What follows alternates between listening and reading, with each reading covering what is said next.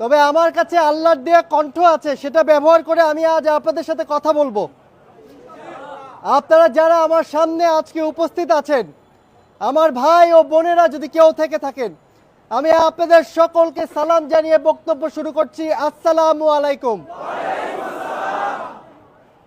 ৭৫ বছর ধরে ইসরায়েলি দখলদার বাহিনী ফিলিস্তিন দেশটাকে একে একে একে নিয়ে শেষ করে দিয়েছে।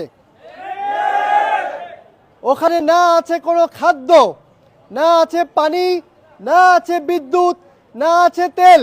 ৭৫ বছর ধরে যখন তার ভাল লেগেছে এই জায়গাটাকে একটি জেলখানা বানিয়ে রেখেছে ইসরায়েলি বাহিনী।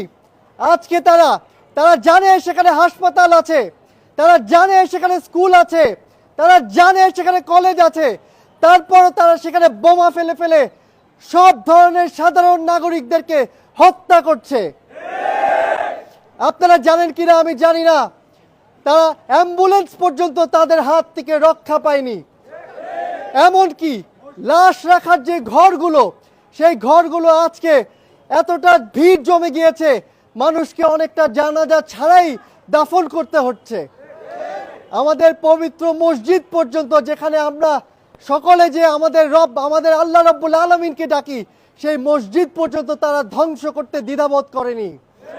কিন্তু তারা একটা জিনিস কোনোদিনও ধ্বংস করতে পারবে না, আর তা হচ্ছে আমাদের মুসলিমদের ঈমান। আমরা পৃথিবীর যেই কোনায় থাকি না কেন, আমাদের সকলের একটি পরিচয় আছে, সেই পরিচয় হচ্ছে আমরা মুসলমান। আমাদের নেতৃত্ব দেয় মুহাম্মদ রাসূলুল্লাহ সাল্লাল্লাহু আলাইহি ওয়াসাল্লাম, এবং যেই জাতির নেতৃত্ব দিচ্ছে রাসূলুল্লাহ সাল্লাল্লাহু আলাইহি ওয়াসাল্লাম, সেই জাতি কোনোদিনও হার মানবে না, মানবে না, মানবে না।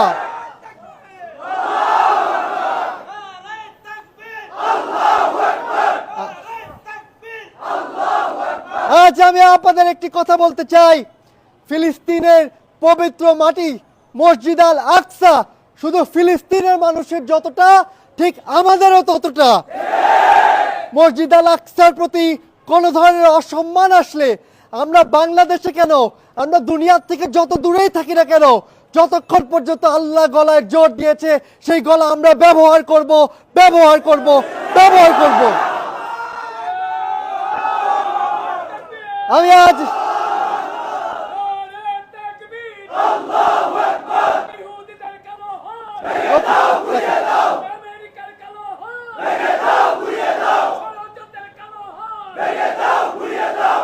ভাইয়া, আমি ভাইরা আপনাদের কাছে একটি জিনিসের জন্য ক্ষমা চেয়ে নিচ্ছি।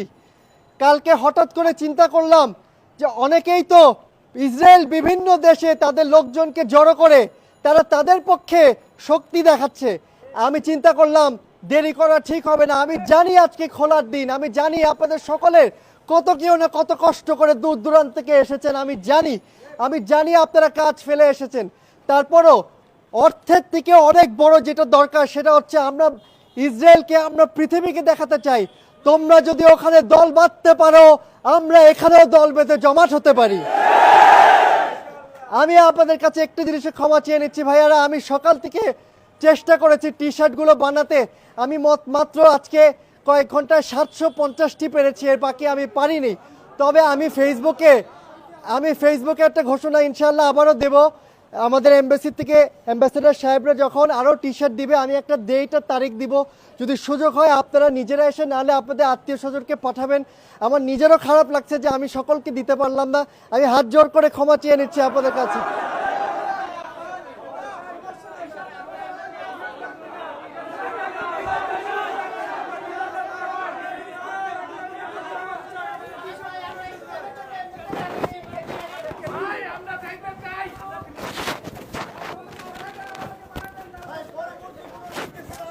এটা খুলে দাও, দিচ্ছি।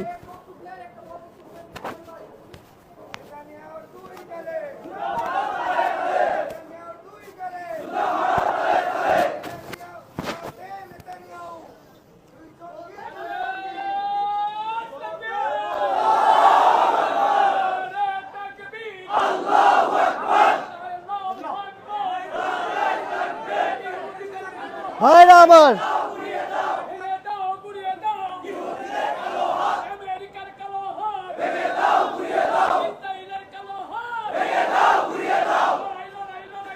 ভাইরা আমার, আমি আপনাদের একটি কথা মনে করিয়ে দিতে চাই। 1971 সালে আমরা স্বাধীন হওয়ার পরে ওআইসি সম্মেলনে তখনকার কিংবদন্তি নেতা জনাব ইয়াসের আরাফাত যখন ওআইসি সম্মেলনে গিয়েছিল, তিনি ভুট্টো সাহেবকে জিজ্ঞেস করেছিলেন, ওয়ের ইজ মুজিবুর রহমান, অর্থাৎ শেখ মুজিবুর রহমান কোথায়। আপনারা মনে রাখবেন, আমাদের যুদ্ধের সময় পাকিস্তান যদিও ফিলিস্তিনের বন্ধু ছিল, কিন্তু ফিলিস্তিনের মানুষ বাঙালিদের পাশে দাঁড়ানোর সময় কে কার বন্ধু সেটা চিন্তা করে নাই, আমাদের পাশে তারা দাঁড়িয়েছে। ফিলিস্তিনের মানুষ যেভাবে আমাদের পাশে দাঁড়াতে জানে, ঠিক একইভাবে আমরা আজ একই সাথে সবাই মিলে ওয়াদাবদ্ধ হলাম, আমরা আজীবন ফিলিস্তিনের মানুষের পাশে দল মত নির্বিশেষে থাকবো ইনশাআল্লাহ। আজকের জন্য এতটুকু থাক, আপনাদের কাছ থেকে বিদায় নিচ্ছি, আবারও ক্ষমা চেয়ে নিচ্ছি কোনো ভুল হলে। এক কাপ চাও খাওয়াতে পারিনি, এক কাপ পানিও দিতে পারি নাই, তবে আপনারা কেউ আজ আমার জন্য আসেন নাই, শুধুমাত্র আসছেন ফিলিস্তিনের প্রতি ভালোবাসার জন্য। আপনারা ভালো থাকবেন, আসসালামু আলাইকুম। Tell them when they go outside, don't go together. They will block the road. Go be group by group. আপনারা পরবর্তী নির্দেশনা এখন পর্যন্ত নেই, আমরা এখন পর্যন্ত ডোনেশন পেয়েছি আলহামদুলিল্লাহ। প্রতিবাদটাও আমরা ছড়িয়ে দেব যে বাংলাদেশ থেকে হচ্ছে, আপনারা ফেসবুকে চোখ রাখবেন। We don't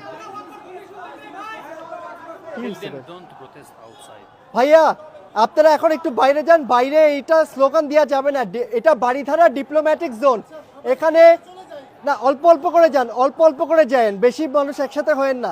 এখানে ওই যে বাড়িঘর থেকে লোকজন কমপ্লেইন দিচ্ছে আওয়াজের জন্য, আমরা কারো সমস্যাও করতে চাই না। আর আমার মুখ থেকে শুনতে চান, আজীবন পাবেন। আল্লাহু আকবার, আসসালামু আলাইকুম।